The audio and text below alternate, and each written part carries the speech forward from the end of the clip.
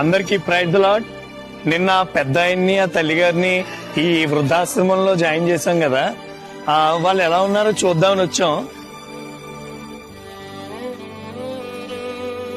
ఈయనైతే చూడండి, ఇంకా చాలా పని చేస్తున్నారు.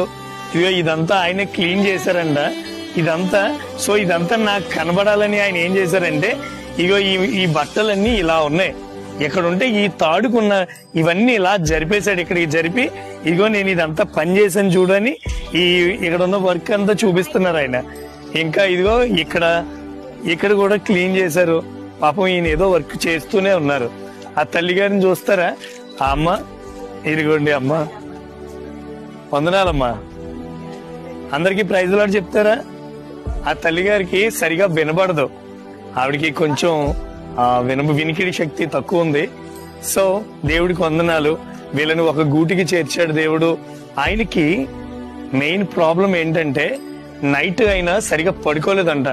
ఇక్కడ నించుని ఆయన కేకలు వేస్తుంటే పాస్టమ్ గారు వచ్చి ఏమైందండి అంటే, ఈ భుజాల మీద ఉన్న వాళ్ళు దిగిపోతే నేను బాగుంటాను అన్నారంట.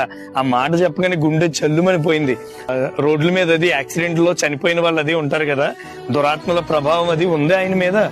ఈ పెద్ద ఆయన గారు ఏం చేస్తున్నారంటే, ఆ గేట్ ఉంది చూసారా, గేటు దాటి బయటికి వెళ్ళిపోవాలని, ఎక్కడో గేట్ ఉంది ఎలాగైనా దాటి వెళ్ళిపోవాలని వాటి వైపే చూస్తున్నాడంట. తాళం ఎప్పుడు తీస్తారా, ఎప్పుడు వెళ్ళిపోతాం అన్నట్టు. కొన్ని రోజులు పడతాయి, ఒక 4 రోజులు గడిచిందంటే అలవాటు అవుతుంది.